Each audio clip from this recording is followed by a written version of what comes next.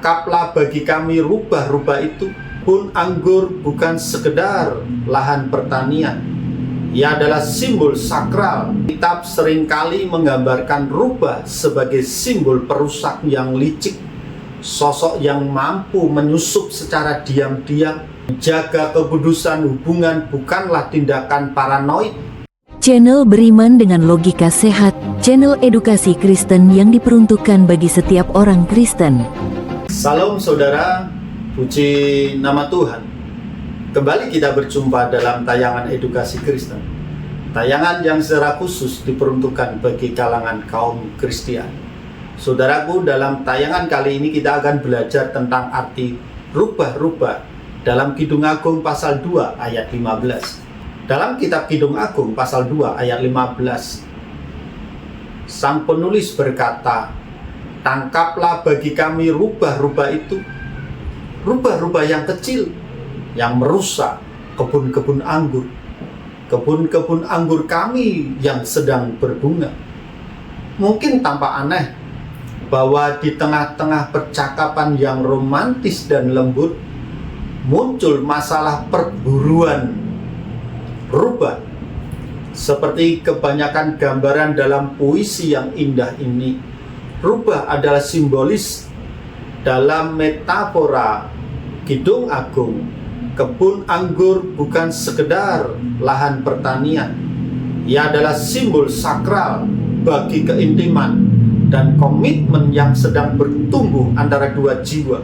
Namun keindahan yang sedang mekar ini selalu rentan terhadap gangguan.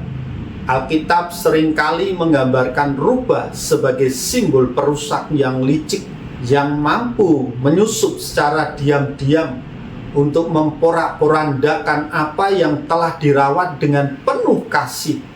Jika kebun anggur itu adalah simbol dari kemurnian hubungan yang sedang kita bangun di hadapan Tuhan, maka rubah-rubah yang disebut dalam Kidung Agung pasal 2 ayat 15 mewakili segala bentuk gangguan, godaan, atau kompromi moral yang dapat menyusup ke dalam relasi kita sebelum waktunya. Ini adalah peringatan bahwa cinta yang indah tidak akan otomatis aman dengan sendirinya. Ia menuntut keteguhan untuk dijaga. Perintah untuk menangkap rubah-rubah adalah sebuah panggilan teologis untuk mengambil langkah proaktif. Menjaga kekudusan hubungan bukanlah tindakan paranoid, melainkan bentuk ketaatan dalam melindungi anugerah Tuhan. Kita dipanggil untuk mengenal titik-titik lemah dalam diri kita dan hubungan kita. Segala hal yang kecil namun berpotensi mematikan, dan mengambil langkah pencegahan yang tegas sebelum kerusakan itu terjadi.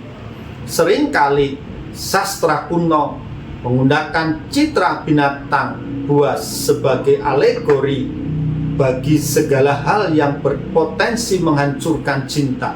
Jika masyarakat Mesir kuno menggunakan buaya sebagai ancaman simbolis, maka masyarakat Israel menggunakan rubah dengan fungsi yang sama. Di tanah Israel, rubah dan anjing hutan dikenal luas sebagai perusak yang tak terduga, mulai dari penghancur ladang gandum dalam kisah Simpson hingga simbol kerapuan tembok dalam kitab Nehemia.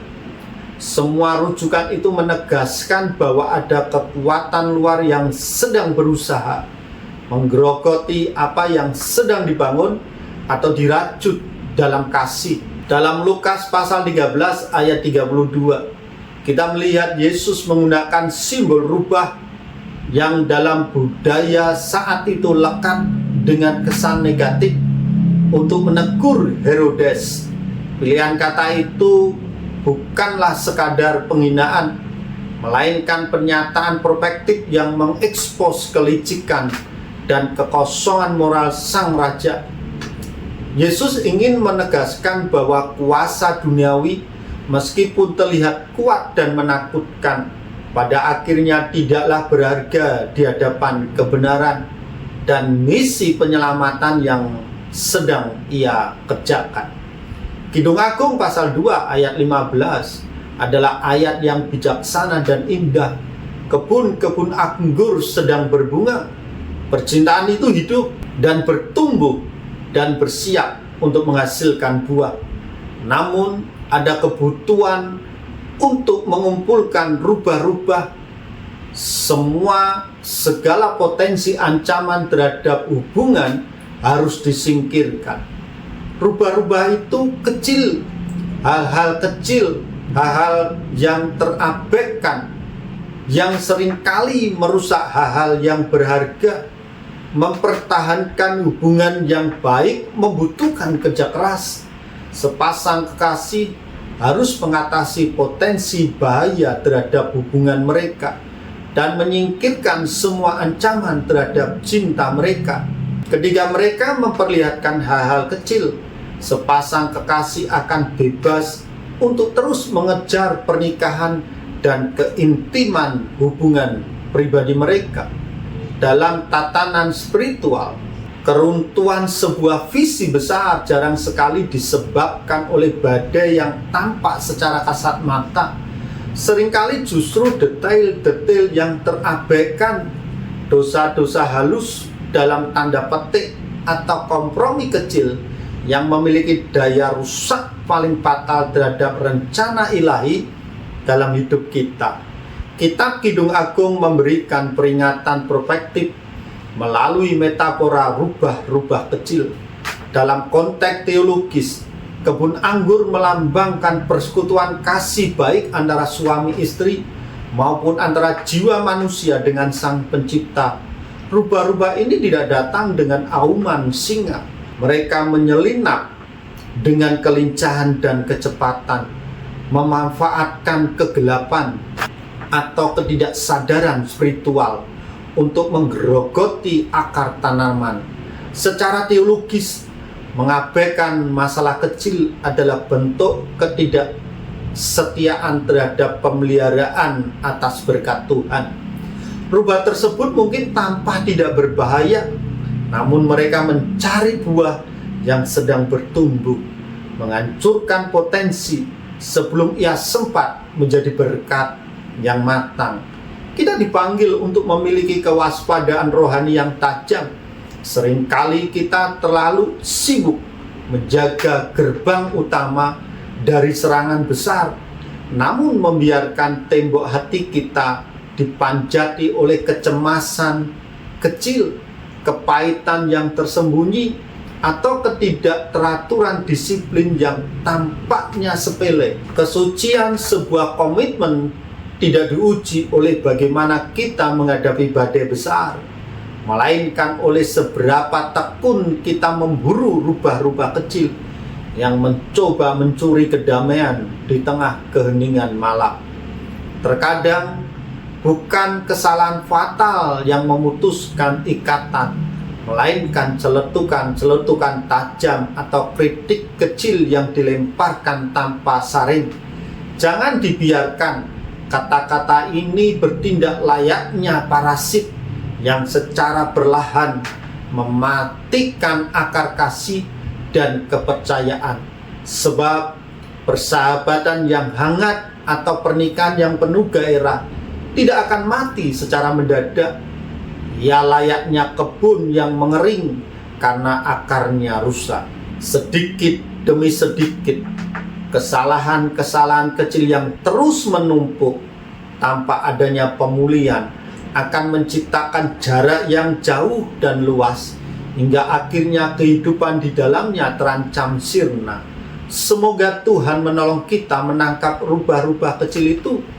Mari kita meminta dan memberikan pengampunan yang diperlukan dan memelihara kebun anggur kita di tanah yang subur, yang disuburkan oleh perbuatan-perbuatan kasih yang sederhana, sementara Tuhan menyediakan apa yang kita butuhkan untuk melakukannya.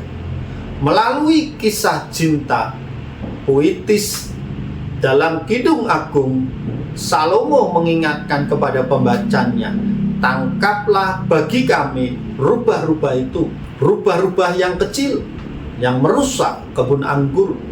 Beberapa penafsir meyakini bahwa yang dimaksud di sini adalah beragam masalah atau kebiasaan yang tampaknya sepele tetapi berpotensi menjadi ancaman bagi hubungan pemuda-pemudi itu jika dibiarkan. Dalam perjalanan iman, ancaman yang paling destruktif seringkali tidak datang melalui serangan yang menggemparkan, melainkan melalui penyusupan yang senyap. Hal-hal yang kita anggap remeh sebenarnya memiliki daya rusak yang luar biasa jika dibiarkan menetap dalam hati kita. Firman Tuhan memberikan sebuah peringatan yang cukup tajam mengenai celah-celah kecil yang seringkali kita luput dari pengawasan kita. Akar pahit yang tidak segera dicabut akan tumbuh dan menyemarkan seluruh kehidupan spiritual kita. Perkataan kotor atau sembrono bukan sekadar ucapan, melainkan racun yang merusak kesucian komunikasi kita. Pengaruh buruk dari sekitar seringkali merayap masuk tanpa kita sadari, perlahan-lahan meruntuhkan karakter yang telah dibangun dengan susah payah. Hikmat sejati memahami bahwa kerusakan hebat dimulai dari pembiaran atas hal-hal kecil. Warisan iman yang kuat adalah kemampuan untuk melihat bahaya tersebut sejak dini. Kita tidak bisa mengandalkan kekuatan diri kita secara pribadi. Hanya melalui keintiman dalam doa dan perenungan firman Tuhan, Roh Kudus akan menajamkan penglihatan rohani kita.